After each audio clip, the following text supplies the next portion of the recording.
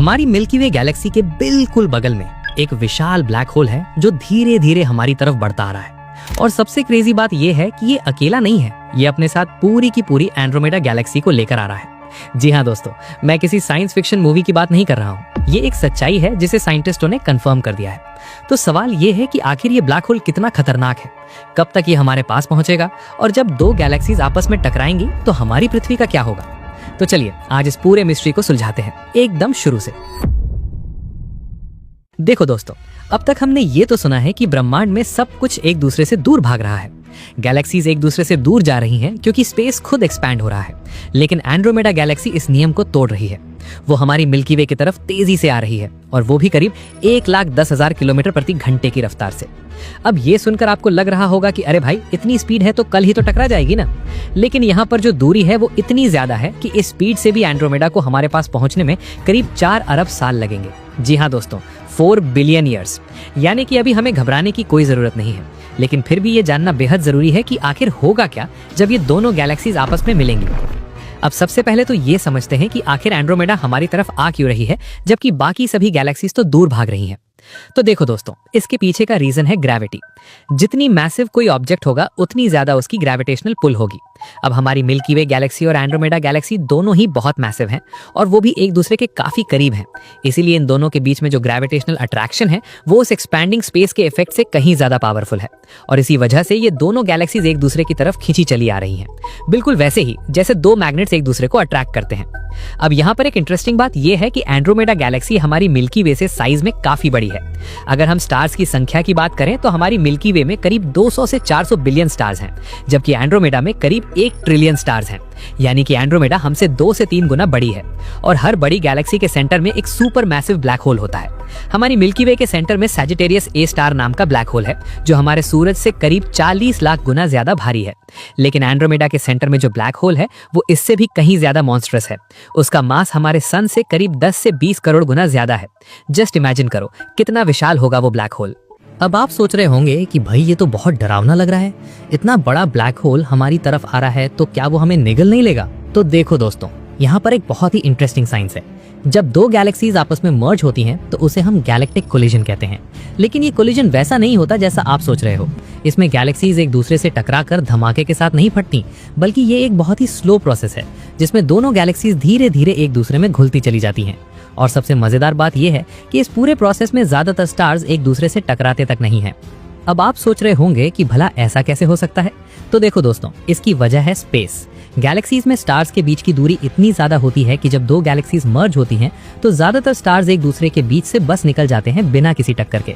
इसे ऐसे समझो कि अगर हमारे सूरज को एक फुटबॉल के साइज का मान लो तो सबसे नजदीकी स्टार प्रोक्सिमा सेंटोरी करीब 6000 किलोमीटर दूर होगा। तो जब इतनी दूरी है तो टकराने का चांस बहुत कम हो जाता है। लेकिन इसका मतलब ये नहीं कि कुछ होगा ही नहीं। जब दो गैलेक्सीज मर्ज होंगी तो उनके बीच में ग्रेविटेशनल इंटरैक्शंस होंगे जो बहुत सारे नए स्टार्स को बनने के लिए ट्रिगर करेंगे।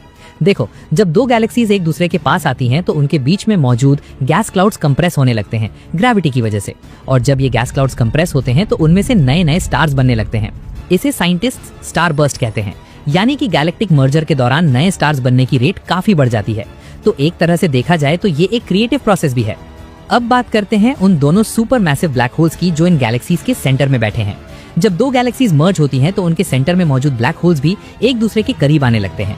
शुरुआत में वो एक दूसरे के चारों ओर घूमने लगते हैं, बिल्कुल वैसे ही जैसे दो डांसर्स एक दूसरे के साथ डांस करते हैं, और फिर धीरे धीरे वो एक दूसरे के और भी करीब आते जाते हैं। इस प्रोसेस को साइंटिस्ट्स ब्लैक होल बाइनरी कहते हैं, और जब ये दोनों ब्लैक होल्स बहुत करीब आ जाते हैं तो वो आखिरकार मर्ज हो जाते हैं और एक बहुत ही विशाल ब्लैक होल बन जाता है।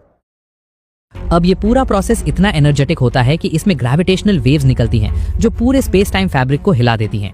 इन ग्रेविटेशनल वेव्स को डिटेक्ट करने के लिए हमारे पास लीगो और विर्गो जैसे डिटेक्टर्स हैं जो इन वेव्स को मेजर कर सकते हैं। और साइंटिस्ट्स का कहना है कि जब हमारी मिल्की वे और एंड्रोमेडा के ब्लैक होल्स मर्ज होंगे तो उससे निकलने वाली ग्रेविटेशनल वेव्स इतनी पावरफुल होंगी कि हम उन्हें आराम से डिटेक्ट कर पाएंगे। बेशक वो घटना अभी से 4 बिलियन साल दूर है।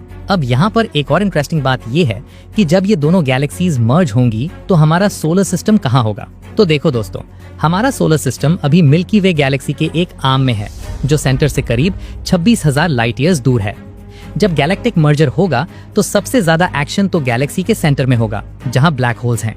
हमारा सोलर सिस्टम तो काफी बाहरी इलाके में है, तो हमें डायरेक्ट इफेक्ट कम ही होगा, लेकिन फिर भी हमारा सोलर सिस्टम अपनी जगह से शिफ्ट जरूर हो सकता है। हो सकता है कि ग्रेविटेशनल इंटरैक्शंस की वजह से हम गैलेक्सी के किसी दूसरे हिस्से में चले जाएं। और सबसे मजेदार बात यह है कि साइंटिस्ट्स का कहना है कि हमारे सोलर सिस्टम के किसी दूसरी गैलेक्सी में चले जाने के भी चांसेस हैं। जी हाँ दोस्तों, जब दो गैलेक्सीज मर्ज होती हैं तो कुछ स्टार सिस्टम्स एक गैलेक्सी से दूसरी गैलेक्सी में ट्रांसफर हो जाते हैं ग्रेविटेशनल स्लिंगशॉट इफेक्ट की वजह से। तो हो सकता है कि हमारा सोलर सिस्टम भी एंड्रोमेडा गैलेक्सी का हिस्सा बन जाए। कितना इंटरेस्टिंग है ना ये सब। अब बात करते हैं कि जब ये सब होगा तो हमारी पृथ्वी पर क्या असर होगा। तो देखो दोस्तों, जैसा कि मैंने बताया कि ये सब अभी से 4 बिलियन साल बाद होगा, तो पहली बात तो ये है कि क्या 4 बिलियन साल बाद भी पृथ्वी पर लाइफ होगी, क्योंकि साइंटिस्ट्स का कहना है कि हमारा सूरज अभी से करीब 5 बिलियन साल और जिंदा रहेगा, लेकिन अभी से करीब 1 बिलियन साल बाद ही वो इतना गर्म हो जाएगा कि पृथ्वी पर का पानी उबलने लगेगा और लाइफ खत्म हो जाएगी। तो 4 बिलियन साल बाद तो पृथ्वी पर वैसे भी कोई लाइफ नहीं होगी, लेकिन चलो मान लेते हैं कि किसी तरह इंसान सरवाइव कर गए और किसी दूसरे प्लैनेट पर शिफ्ट हो गए, तो उस केस में जब गैलेक्टिक मर्जर होगा तो आसमान में नजारा बिल्कुल बदल जाएगा। अभी हम रात में जो आसमान देखते हैं उसमें हमें अपनी मिल्की वे गैलेक्सी के स्टार्स दिखते हैं, लेकिन जब एंड्रोमेडा करीब आने लगेगी तो वो आसमान में एक बड़े से स्पाइरल शेप में नजर आने लगेगी, और जैसे जैसे वो पास आती जाएगी वो और भी बड़ी दिखने लगेगी। और फिर जब दोनों गैलेक्सीज मर्ज होने लगेंगी तो आसमान में एक अद्भुत नजारा दिखेगा, 2 स्पाइरल गैलेक्सीज एक दूसरे में घुलती हुई। और जब नए स्टार्स बनने लगेंगे तो पूरा आसमान चमकने लगेगा।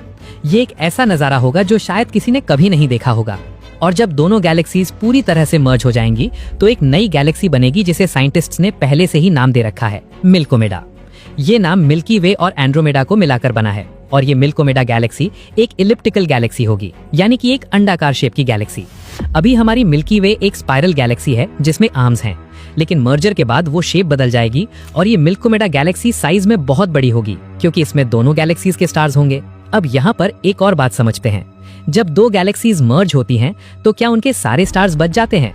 तो देखो दोस्तों, ज्यादातर स्टार्स तो बच जाते हैं, क्योंकि जैसा मैंने बताया कि वो एक दूसरे से टकराते नहीं हैं, लेकिन कुछ स्टार्स को गैलेक्सी से बाहर फेंक दिया जाता है ग्रेविटेशनल इंटरैक्शंस की वजह से।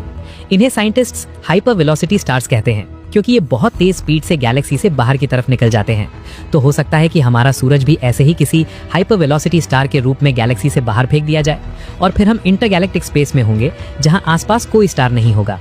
अब बात करते हैं कि साइंटिस्ट को कैसे पता चला कि एंड्रोमेडा हमारी तरफ आ रही है। तो देखो दोस्तों, इसके लिए साइंटिस्ट डॉपलर इफेक्ट का इस्तेमाल करते हैं।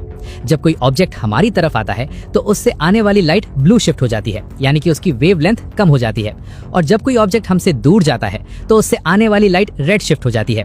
तो जब साइंटिस्ट ने एंड्रोमेडा से आने वाली लाइट को स्टडी किया तो उन्होंने पाया कि वो ब्लू शिफ्टेड है। इससे उन्हें पता चला कि एंड्रोमेडा हमारी तरफ आ रही है, और फिर उन्होंने कैलकुलेट किया कि वो किस स्पीड से आ रही है और कब हमसे टकराएगी। और अब आखिर में एक सबसे इंपॉर्टेंट सवाल, क्या हम इस गैलेक्टिक कोलिजन को रोक सकते हैं? तो देखो दोस्तों, इसका जवाब बिल्कुल साफ है, नहीं। ये जो फोर्सेस काम कर रहे हैं वो इतने विशाल हैं कि हम इंसानों की बस की बात नहीं है कि इन्हें रोक सकें। ये गैलेक्सीज जो एक दूसरे की तरफ खींची चली आ रही हैं, वो अरबों खरबों स्टार्स की ग्रेविटी की वजह से हो रहा है। हम इतने छोटे हैं कि हम इसमें कुछ नहीं कर सकते।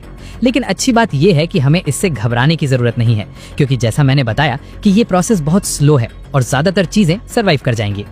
तो दोस्तों, आज हमने जाना कि कैसे हमारी मिल्की वे गैलेक्सी और एंड्रोमेडा गैलेक्सी एक दूसरे की तरफ बढ़ रही हैं और 4 बिलियन साल बाद वो मर्ज हो जाएंगी। हमने ये भी जाना कि इस गैलेक्टिक कोलिजन में क्या क्या होगा, कैसे नए स्टार्स बनेंगे, कैसे ब्लैक होल्स मर्ज होंगे और हमारे सोलर सिस्टम पर क्या असर होगा। और सबसे इंटरेस्टिंग बात ये है कि ये सब कुछ रियल है, ये कोई साइंस फिक्शन नहीं है, ये वाकई होने वाला है। बस हम इसे अपनी आंखों से नहीं देख पाएंगे, क्योंकि ये बहुत दूर के फ्यूचर में होगा। लेकिन साइंस की ये खूबसूरती है ना दोस्तों कि हम आज भी ये जान सकते हैं कि अरबों साल बाद क्या होने वाला है। हम कैलकुलेशंस कर सकते हैं, सिमुलेशंस बना सकते हैं और फ्यूचर को प्रेडिक्ट कर सकते हैं। और ये सब हमें याद दिलाता है कि हम इस विशाल ब्रह्मांड का एक छोटा सा हिस्सा है, लेकिन फिर भी हम इस ब्रह्मांड को समझने की कोशिश कर रहे हैं। और शायद यही तो हमें इंसान बनाता है, हमारी क्यूरियोसिटी, हमारी जानने की चाह। तो दोस्तों, अगर आपको ये वीडियो पसंद आया तो लाइक जरूर करना और सब्सक्राइब करना मत भूलना, ताकि आगे आने वाली ऐसी ही इंटरेस्टिंग वीडियोस आप मिस न करो। और हाँ, नीचे कमेंट में जरूर बताना कि आपको क्या लगता है, क्या इंसान 4 बिलियन साल तक सरवाइव कर पाएंगे या नहीं। मिलते हैं अगली वीडियो में एक नए टॉपिक के साथ। तब तक के लिए स्टे क्यूरियस, कीप लर्निंग। जय हिंद।